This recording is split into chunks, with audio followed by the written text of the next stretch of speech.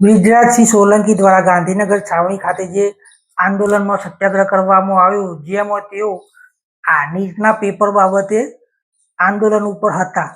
તો આ આંદોલન પત્યા પછી એમની એક ઓડિયો ક્લિપ વાયરલ થઈ છે, જેમાં તેઓ બસ સળગાવવાની વાત કરી રહ્યા છે અને દેશમાં આતંક મચાવવાની વાત કરી રહ્યા છે. તો આ ઓડિયો ક્લિપની સત્ય હકીકત કેટલી, અસત્ય હકીકત કેટલી, જાણવા માટે જોતા રહો મારી ઇન્સ્ટાગ્રામ ચેનલ હું તો બોલીશ ન્યૂઝ ચેનલ ઓનલાઈન. જો છાવણીથી નજીકનું બસ સ્ટોપ નહીં પકડતા ત્યારે પોલીસવાળા છે કંઈક દૂર મેળા તો બસ સ્ટોપ ગમે તે ગોતી લ્યો અને નક્કી કરીને કયો મને. હા સાહેબ, નહીં કરાવું. આમ જો બસ સ્ટોપ પાસે કોઈ પેસેન્જર હોય ને તો થોડીક પાનાવાદી કરીને એને પકડજો પેલા, પછી હળગાવજો. અને હમણાં અઠવાડિયું ઘર બહાર બધું ભૂલી જાજો. હા, ઈ તો થઈ ગઈ છે વ્યવસ્થા સાહેબ.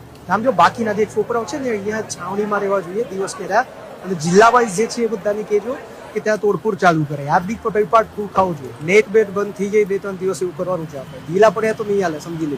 બ્રિજરાજભાઈ એને સીસીટીવી નહોતા, હવે થોડુંક અઘરું છે પણ બને એટલું કરાવું. ભાઈ એવા બાના ન ચાલે. ટાઈમ હાઈવે બહાર દેખાવું પડે. લાકડીયું ખાવાની તૈયારી હોય ને તો જ કહેજો. પોલીસ વાળા પછી માસે પેલા આપણા છોકરા લાકડીયું ઠોકવાયા અને 2-3 હોસ્પિટલ ભેગા કરવાના. આને તો હલકામાં નો લે તપે દો. ના ના, બ્રિજરાજભાઈ એટલે તમે કીધું એટલે પછી કેવું કરાવું છું.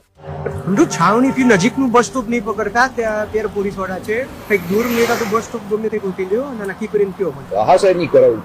આમ જો બસ સ્ટોપ પાસે કોઈ પેસેન્જર હોય ને તો થોડીક પાનાવાદી કરીને એને પકડજો પેલા, પછી હળગાવજો. અને હમણાં અઠવાડિયું ઘર બહાર બધું ભૂલી જાજો. હા, ઈ તો થઈ ગઈ છે વ્યવસ્થા સાહેબ.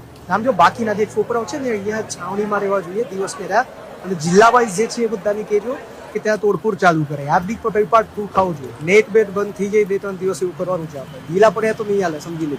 બ્રિજરાજભાઈ એને સીસીટીવી નહોતા, હવે થોડુંક અઘરું છે પણ બને એટલું કરાવું. ભાઈ એવા બાના ન ચાલે. ટાઈમ હાઈવે બહાર દેખાવું પડે. લાકડીયું ખાવાની તૈયારી હોય ને તો જ કહેજો. પોલીસ વાળા પછી માસે પેલા આપણા છોકરા લાકડીયું ઠોકવાયા અને 2-3 હોસ્પિટલ ભેગા કરવાના. આને તો હલકામાં નો લે તપે દો. ના ના, બ્રિજરાજભાઈ એટલે તમે કીધું એટલે પછી ગયું.